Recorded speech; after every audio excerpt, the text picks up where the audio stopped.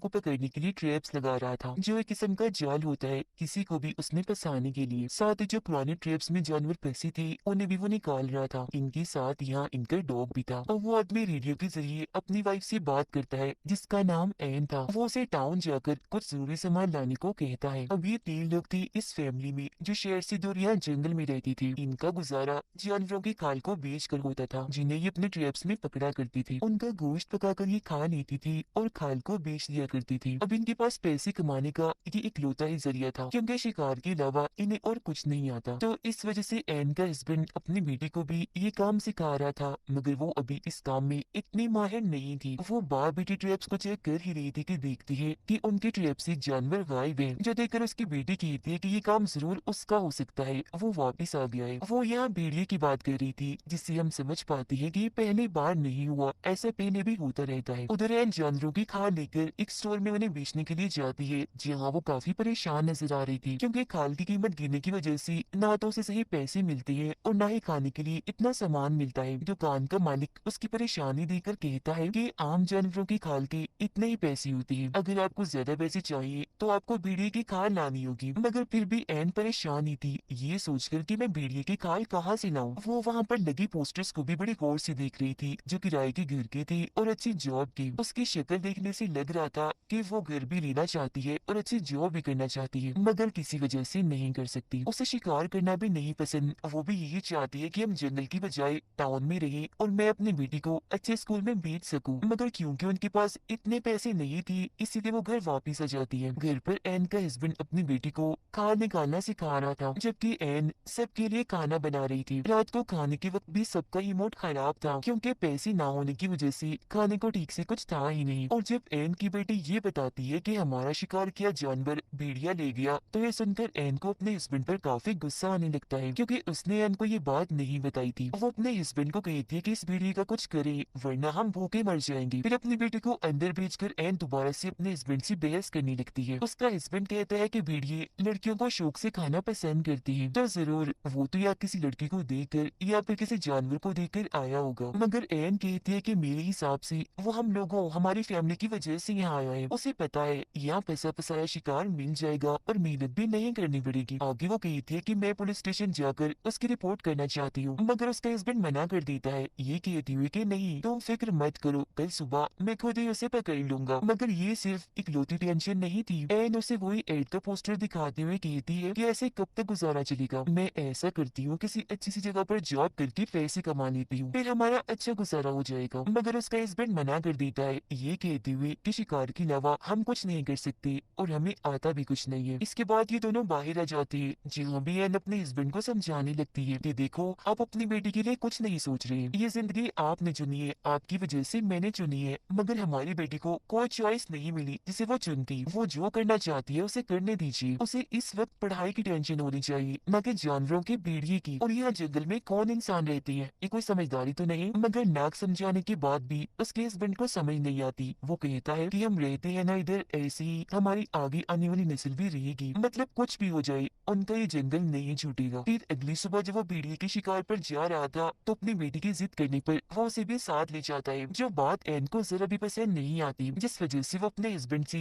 Radio के जरिए बात करती है। वो कहता है कि जैसे मुझे भेड़िए की होने का एहसास हुआ, शिकार की नौबत आई तो मैं इसे वापस भेज दूंगा। जब वो जन आ भी जाती है क्योंकि उसे भेड़िए के पैरों के निशान दिख गए थे, वो समझ गया था कि जरूर वो आस पास ही है, इसलिए सारी बात समझाकर वो अपनी बेटी को वापस भेज देता है। साथ ही ये भी कहता है कि खुद मैं रात तक आऊंगा, जिसके बाद उसकी बेटी वापस आने लगती है। हालांकि उसके डैड ने कहा था कि डरना नहीं, घबराना नहीं, मगर जंगल से इतनी खतरनाक आवाजें आ रही थी कि उसकी हालत खराब हो जाती है। उधर एन का भी यही हाल था। नदी से पानी लाते हुए जब वो वापस आ रही थी तो उसे ऐसा लग रहा था जैसे कोई मेरा पीछा कर रहा है, इसलिए वो भी घबराई हुई थी। और बिल्कुल ऐसा ही उसकी बेटी के साथ भी हो रहा था। जिसके बाद एन तो जैसे तैसे घर आ जाती है, मगर उसकी बेटी नहीं आ पाती। वो वहीं पर डर कर बैठ जाती है। एन के हस्बैंड को भी भेड़िया दिख जाता है, इसीलिए वो फौरन उस पर गोली चला देता है, मगर देखने से लग नहीं रहा था कि वो मर गया होगा। गोली की आवाज उसकी बेटी ने भी सुन ली थी, इसीलिए वो हिम्मत करके आगे बढ़ जाती है। गोली मारने के बाद जब एन का हस्बैंड वहाँ चेक करने आता है तो देखता है कि भेड़िया यहाँ नहीं है, जिसका मतलब था कि वो यहाँ से भाग गया। पर वहाँ एक चीज देखकर उसकी हालत खराब हो जाती है और वो चीज थी एक लड़की का कटा हुआ हाथ, जिसे वो भेड़िया भेड़िया खा रहा था। अब सड़क पार करके जंगल की दूसरी तरफ आकर वो आगे बढ़ने लगता है। जहाँ का नजारा देखकर तो एकदम वो दंग रह जाता है। काफी घबरा गया था क्योंकि वहाँ लड़कियों की कटी हुई लाशें थी जिन्हें बड़ी बेरहमी से काट कर एक गोल दायरे की तरह रखा गया था, जो जाहिर है भेड़िए का काम तो नहीं हो सकता। जिससे वो समझ जाता है कि जंगल में भेड़िए के अलावा एक कातिल भी घूम रहा है जो ये सब कर रहा है, यानी लड़कियों को ऐसे बेरहमी से मार रहा है। जो देखकर वो एकदम घबरा गया था कि अब मेरी फैमिली को भी खतरा है, क्योंकि दो औरतें तो उसके घर में भी मौजूद थी। भेड़िए को तो वो संभाल लेगा, मगर इस खतरनाक कातिल से निपटना आसान नहीं होगा। घर आकर वो चुपचाप बैठा इसी बारे में ही सोच रहा था। उसकी नींद और भूख तो जैसी उड़ चुकी थी। घर पर उसने कुछ भी नहीं बताया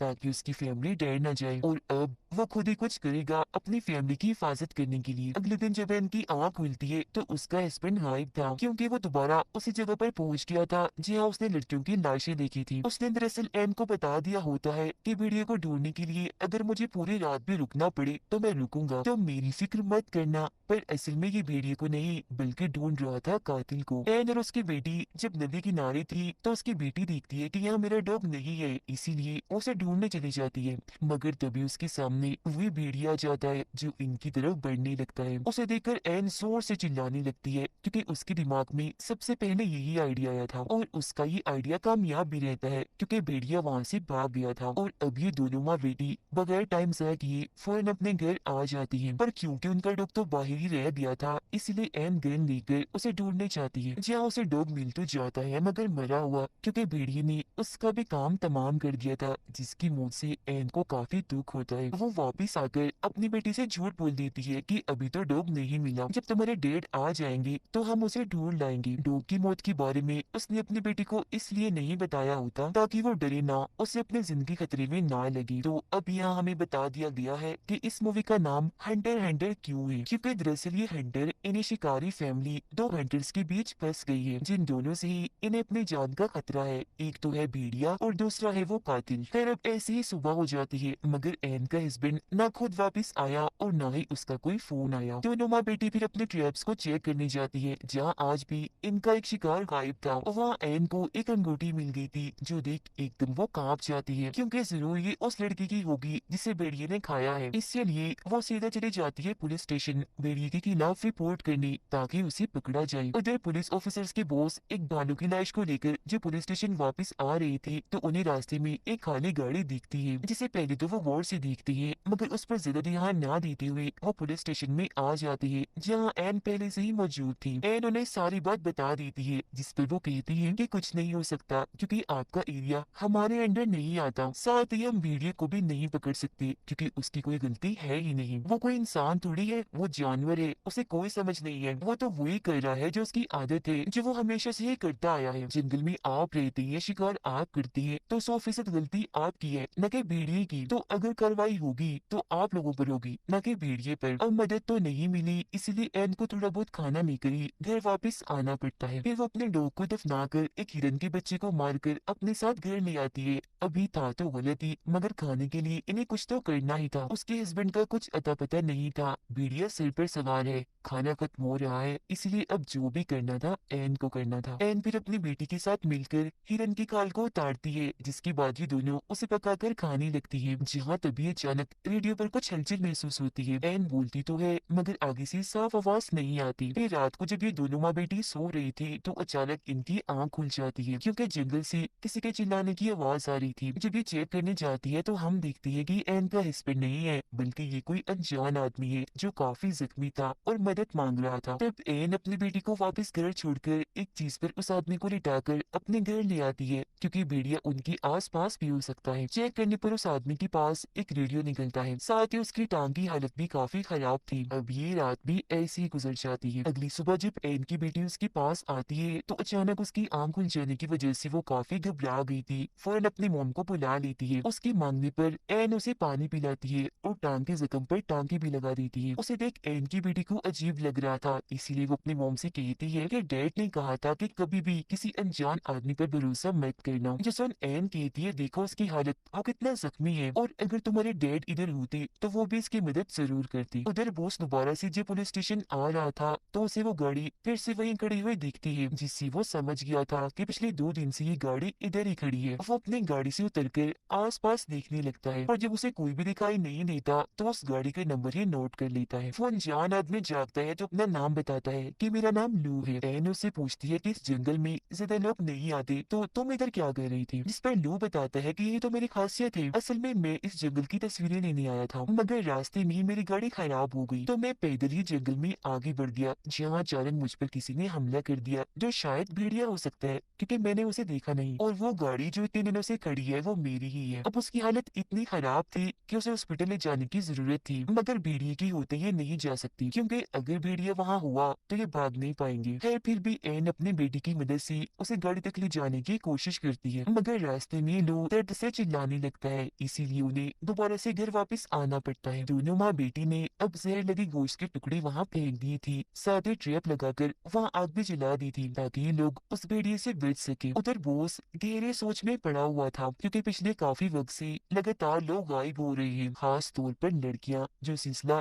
अभी भी जारी है। अब हालांकि उसकी ड्यूटी खत्म होने में सिर्फ 1 ही घंटा रह गया था, मगर फिर भी वो उस गाड़ी को चेक करने जाता है जो उसकी सबसे बड़ी गलती थी। वो निशानों का पीछे करती आगे बढ़ ही रहा था कि तभी उसका पैर एक ट्रैप में फंस जाता है। वो उसे छुड़ाने के लिए जैसे थोड़ा हिलता है तो हाथ भी फंस गया था, जिससे जाहिर है ये अब यहाँ फंस चुका है, कहीं भी नहीं जा सकता। और ये ट्रैप जरूर एन के हस्बैंड ने लगाए होंगे कातिल को पकड़ने के लिए, मगर ये बेचारा इसमें फंस गया। उधर गन लेकर एन पूरी तरह चौकन्ना खड़ी थी, मगर पूरी रात बीत जाने के बाद भी ना तो उसका हस्बैंड वापस आया और ना ही भेड़िया। पुलिस स्टेशन में जब एक ऑफिसर आती है तो वो उसकी वाइफ का वॉइस मैसेज सुनती है जिसमें वो कह रही थी कि बॉस कल रात घर वापस नहीं आए। अब ये ऑफिसर रेडियो के जरिए उनसे बात करने की कोशिश करती है, मगर वो कोई जवाब नहीं देती, इसलिए अब वो भी उस जगह के लिए निकल जाती है। उधर एन को भी अपने हस्बैंड की फिक्र होने लगी थी, इसीलिए वो नक्शा लेकर अपने हस्बैंड को ढूंढने के लिए निकल जाती है। उसे एक ट्रैप में खरगोश फंसा मिलता है, इसे ना चाहते हुए भी इसे मारना ही पड़ता है। ऐसा करके वो काफी दुखी हो गई थी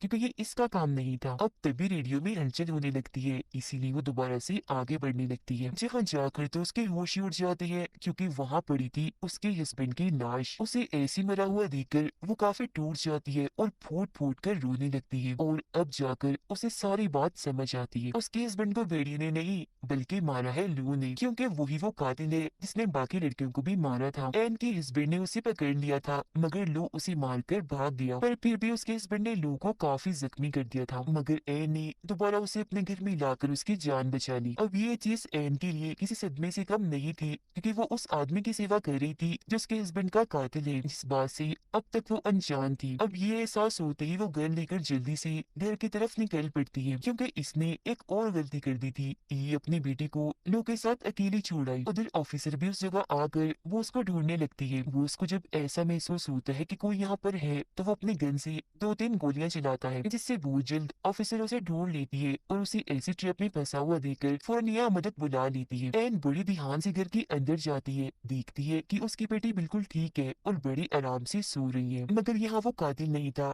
क्योंकि वो तो छुपा हुआ था दरवाजे के पीछे। फौरन ही वो एन पर हमला कर देता है, जिस जोर जबरदस्ती में एन की गन से गोली चल जाती है। जो आवाज सुनकर उसकी बेटी की आंख खुल गई थी वो यहाँ आकर देखती है, मगर कोई फायदा नहीं होता क्योंकि तब तक एन को उन्होंने मारकर बेहोश कर दिया था। जंगल में पुलिस भी आ गई थी, मगर इससे पहले वो बॉस को ट्रैप से आजाद करते बॉस अपना दम तोड़ देता है। अभी नहीं आंखों उनके निशान दिखते हैं, जो देखकर सारे पुलिस ऑफिसर्स जंगल में आगे बढ़ते हैं। एन को जब होश आती है तो लो उसे ट्रक की चाबी मांगता है, जिस पर वो कहती है कि एक शर्त पर, पहले बताओ कि मेरी बेटी कहाँ है। इस बात का तो वो कोई जवाब नहीं देता, मगर कहता है कि ऐसा कभी भी ना होता अगर तुम्हारा हस्बैंड अपने काम से काम रखता और बीच में ना आता। अपना राज छुपाने के लिए पहले तुम्हारे हस्बैंड को मारा और अब मैं तुम्हें भी मार दूंगा। जिसके बाद वो अपना सारा सामान जलाकर एन के पास आकर उससे बदतमीजी करने लगता है, मगर एन मौका देकर एक ट्रैप में उसका मुंह फंसा देती है और बाद में खुद को आजाद करके एक चीज से उस पर हमला करके उसे बेहोश कर देती है। अब अगले कमरे में जाकर एन वहाँ देखकर फूट फूट कर रोने लगती है क्योंकि वहाँ उसकी बेटी की लाश पड़ी थी जो हमें दिखाई नहीं जाती, जिसका मतलब था कि उस पागल कातिल ने जो इंसान के रूप में जानवर बना हुआ था उसने उसकी बेटी को भी नहीं छोड़ा। इसीलिए वो ठान लेती है कि मैं भी उसे नहीं छोड़ूंगी, अपने हस्बैंड और बेटी का बदला उससे लेकर रहूंगी। वो फिर लोगों को रस्सी से लटका कर उसके हेडफोन लगा कर गाने सुनने लगती है, जो करने के बाद वो लू की भी खाल उतारने लगती है, बिल्कुल किसी जानवर की तरह, क्योंकि वो भी तो किसी जानवर से कम नहीं था। कुछ ही देर में वो उसके पूरे ही जिस्म की खाल उतार देती है और आखिर में चेहरे की भी, जिससे उसका बहुत सारा खून बहने लगता है। साथ ही वो काफी भयानक भी दिख रहा था। इतने ही देर में पुलिस भी बाहर आ चुकी थी, मगर तब तक एन ने अपना काम कर दिया था। वो उसके चेहरे की जिल्द को अपने साथ बाहर ले आती है, जो देख पुलिस वाले काफी हैरान थे। वो उसके चेहरे की जिल्द को पुलिस वालों के पास फेंक देती है, जो देख उनके होश उड़ जाते हैं। पुलिस अंदर जाकर चेक करती है, जहाँ लू अभी भी जिंदा था, मगर उसकी हालत बहुत ही खराब थी, इसीलिए कुछ देर ही वो बस जिंदा रहने वाला था। उसे देखने से किसी का भी दिल हिल जाता, इतना भयानक बदसूरत दिख रहा था वो। गाने सुनते